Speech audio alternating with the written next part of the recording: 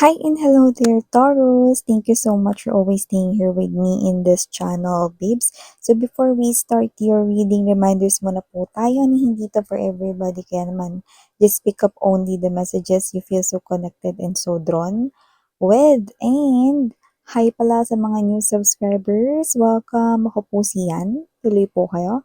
At sa mga returning tambayers ko, thank you po sa inyong walang sawang pagtambay. So, yan nga mga babes, no? Kung hindi nyo pa nalalaman, meron pa po tayong other channel. Ang link po niyan is nilagay ko sa description box na iti. Kaya naman mga babes, no? Wala tayo dito na time period. Kaya pag nanood kayo, no? Just take only what resonates. Okay, so let's go ahead and check these messages for you, Taurus. Cross-watchers ni Taurus, welcome din. Kung may Taurus placement sa kanilang natal or birth chart, welcome din po kayo. So, Archangel Michael, thank you so much together with the angels and guides and ancestors of my Taurians. What do we have here for my Taurus people? Can you please show me? Taurus, Taurus, Taurus. This reading is intended for my Taurus. What the Taurus needs to know. Taurus.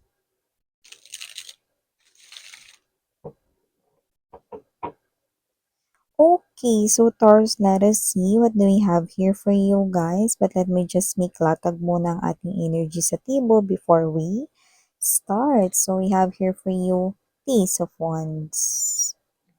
Present din po dito ang Four of Coins. Andito din po ang Six of Wands. Wow, good energy, no? We have here the Ace of Swords, another new beginning here. We also have here the Three of Swords. Just discard energy. Bottom of the deck, we have here the Queen of Coins and the Ten of Cups. And we also have here the Eight of Swords. Yung iba sa inyo mukhang, ito hindi to para sa lahat, pero mukhang meron dito nag-aalala sa isa sa inyong mga parents or pwedeng nag-aalala kayo particularly sa inyong mom, pero yung iba siguro sa inyong dad dito, no? So, it could be some kind of a family issue. Maaring meron dito na parang issue na tinatago mo dito because you could be protecting here your parent, your mom, or your dad.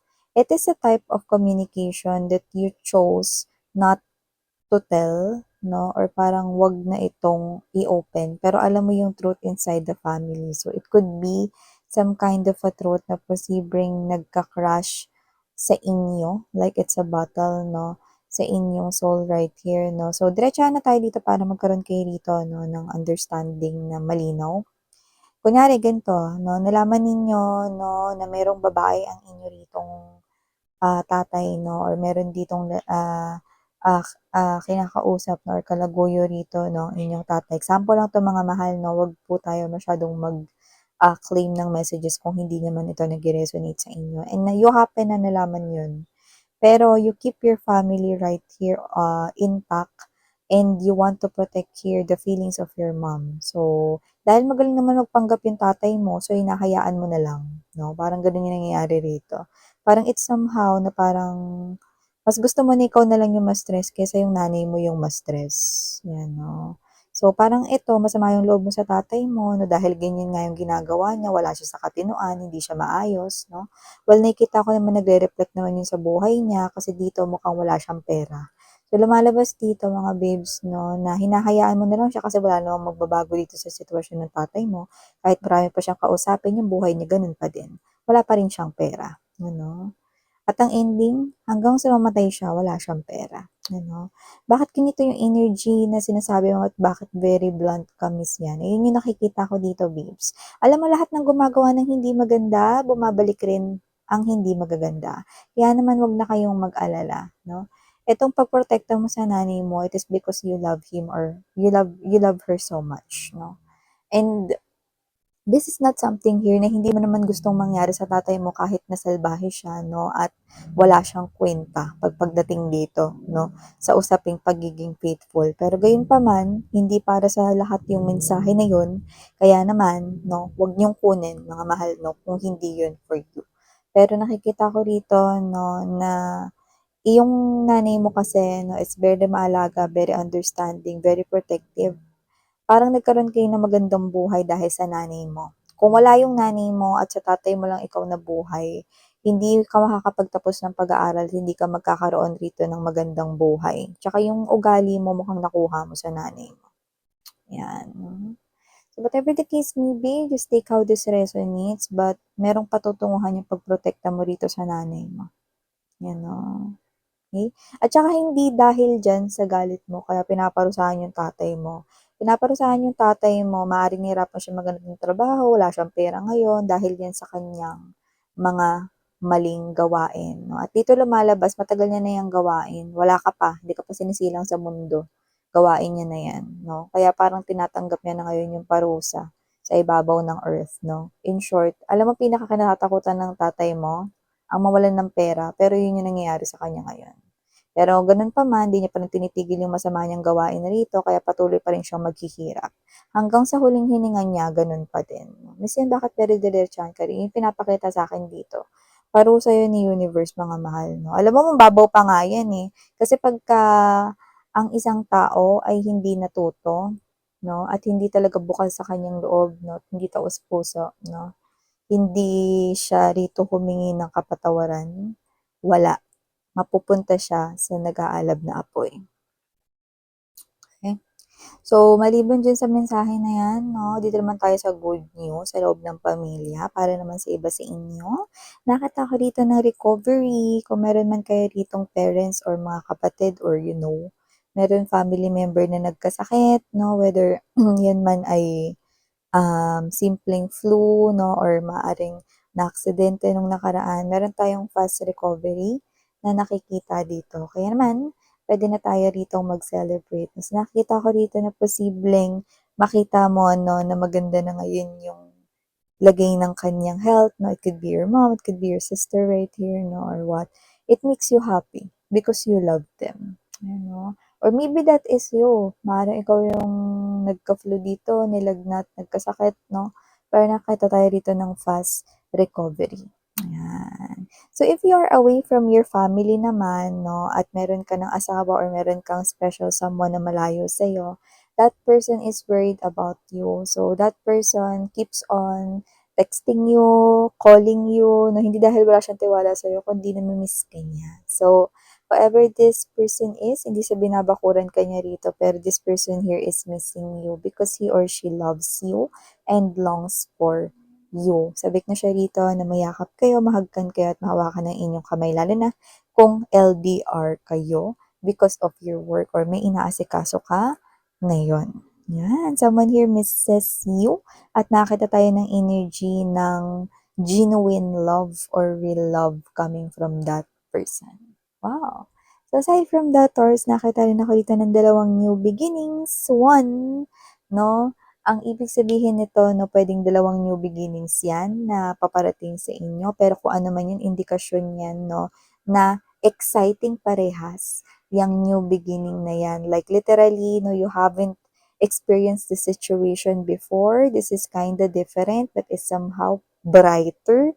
Yun nakikita ko dito, no? Something that will excite you, uplifts your spirit, no? Motivates you. So, nakita tayo dito ng energy, no? That your life will never be the same. Okay? Sa susunod na 6 months, yun yung pinaka nakukuha natin dito. And this exciting new beginning will start to begin or will start na magsimula, no? This 2025. And for some reason, I'm picking up February. Maybe that is somewhat significant or somewhat na pwede ninyong tandaan. Maybe there's a situation that might happen in January that will excite you. Yan, no, dalawang new beginnings ito. Maaring ito ay new beginnings sa inyong pera or sa love, diba? Or maaring ito ay new beginnings na i-enter mo, no? Parang new chapter dito, no, ng life mo. Kumbaga, kung ito ay sa trabaho, from being staff, ma-upgrade ka na ngayon sa managerial. or supervisorial designation or position sa work, 'no? Or kung kayo naman ito na entrepreneur, yung small business ninyo lumalaki, 'no? Kung sari-sari store, magiging small grocery na 'yan, parang gano'n, 'no? So, nakita tayo rito ng something that will excite you. And others, it's related to love, okay? Someone very truthful is coming your way. That person never lies. Yan. So, maliban diyan nakakita rin po tayo dito ng energy. Protect your money, protect your abundance, protect your prosperity. Someone here wants to get or to steal something from you. And I think it has something to do with your money. Okay? Nakikita ko kasi rito, no, na kumbaga, ikaw yung mas may pera rito. Ikaw yung mas may ipon dito. Okay? And para itong buwitre na naghihintay dito na kuhanin yung pera mo. So, I'm seeing that it might happen here holiday season. So, nakita tayo rito ng pagnanakaw sa maaring nakawan or kunan kanya ng pera. It could be inside your family or inside sa mga kamag-anakan dito, no? Para siya ritong manghahak ng pera mo. Yan, no? For some reason, hindi ikaw yung klase ng individual na naglalagay ng pera sa iyong wallet. Tama lang yung nilalagay mo sa iyong wallet. Pero maaring ikaw yung nagtatabi sa mga online, kagaya ng mga online banking, yan, ganun ka, no? Or nagtatabi ka ng pera sa iyong GCash app, Maya, ganyan, no? So, okay, protect your prosperity and abundance, especially when you're typing your passwords. That's really important. Your PIN, okay? So, yan nakikita ko rito. Okay. Online talaga. So, this person here might sneak in, get your phone, lagyan nyo ng password yung mga phones ninyo. I'm seeing someone here wanting to steal your money. And this person here is now thinking how to do it. Yan, no? Maybe this person here, no, is gawin niya yan habang kayo ay may ginagawa, naglalaba, or naliligo, ganyan, no? So, may ganong klase ng energy. So, I'm picking up that it's inside the family. Or if not, it's inside in a place wherein you're familiar. Okay? It might happen in any area like office, lalo na kung matagal na kayo dun sa office na yan, malikot yung kamay or whatever, no? So, alam mo, pinapayuhan ko palagi kayo magpalit ng passwords, mga babes, no? Yan, palagi.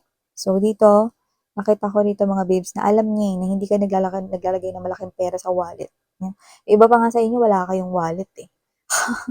Coin purse lang, ganun, no? Or yung iba nilalagay niyo sa bulsa niyo, pamasahe, ganyan. Kasi more likely dun kayo nag-iipon ng pera sa online banking or sa ATM ninyo, yung kinukonektan niyo yung ATM niyo sa online, ganun.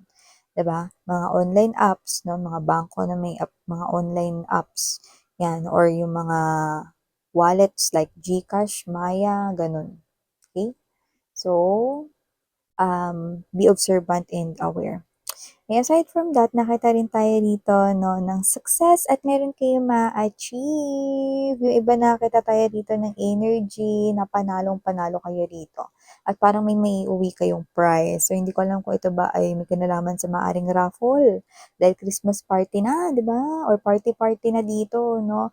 Kung ano yung mauuwi mo, it might be the grand prize or it might be yung pinakamagaganda sa lahat ng mga or pinakamahal sa lahat ng mga parapol, no? Kung sa office niyo man yan, Christmas party or what, or kung sa mall man yan, no? Or sumali kayo sa mga legit na mga paraffol ng mga TV networks na legit, yan. So, posible po. Ayan, no? May winning moment tayo dito with the Six of Wands energy. Yan, no? Painom ka naman, pa-burger ka naman diyan, pre. Ano, yung nakikita natin dito. So, maliban dyan, nakakita rin po tayo rito ng energy kung saan maaring mapag-usapan nyo na rito, no, ng iyong partner, kung may partner kayo, no, yung may kinalaman sa bahay. So, siguro, gusto ninyo or balak ninyo na bumili na ng bahay or magtingin-tingin na ng titirahan. Halo-halo to. Kasi yung iba parang gusto niyo tumira sa condo. May nakikita rin ako rito gusto ninyo na bumili ng lupa. Tas from the start, kayo magpapatayo ng bahay doon. May ganong energy. Pero meron din na parang energy na gusto niyo tumira sa condominium, yung gawa na.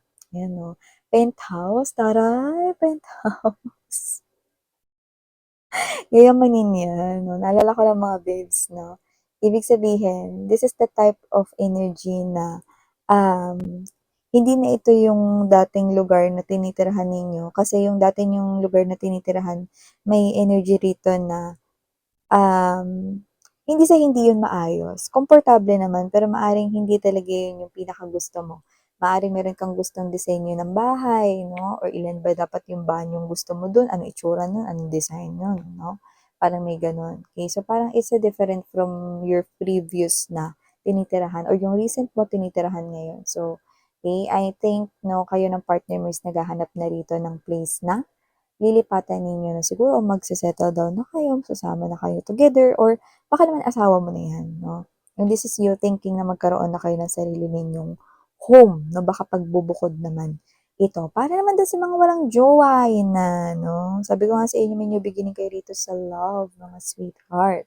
Kung sino man 'yan, it's someone here no truthful, that person never lies, and that person right here is someone na may money. So, nakikita ko rito 'no, na, itong person na 'to hindi niya alam kung anong gagawin niya sa pera niya kasi una sa lahat parang hindi pa niya alam kung ano talaga yung gusto niyang inegosyo or gawin sa kanyang money. So, I think you will be the one, may role ka rito 'no, parang dahil sa'yo malalaman niya kung ano yung dapat niyang paglaanan ng pera niya. Anong klaseng negosyo yun kung negosyo yun, or ano ba dapat yung, pag-iinvesta niya nung pera niya para mas mag-grow yun. So, tingin ko yun yung magiging role mo 'no, dito sa kanyang, money 'no. Kasi parang makukuwento niya yan sa'yo na hindi niya alam kung saan niya ilalagay yung pera niya, hindi dahil wala siyang tiwala kundi parang hindi dahil sa wala siyang tiwala rin sa mga investors or pag-iimbesta niya ng pera kundi gusto niya yung ano, yung mag-e-enjoy siya, yung at the same time hindi siya yung mabo-boring or hindi siya yung magsasawa na i-check 'no, yung kanyang money doon. Parang satisfied talaga, parang gano'n yung klase ng energy. So, yeah, ito yung mga nakuha kong mensahe para sa'yo, Taurus. Thank you so much sa oras mo and again, I'm Yan. Sarang hiyaw, love and light. Annyeong.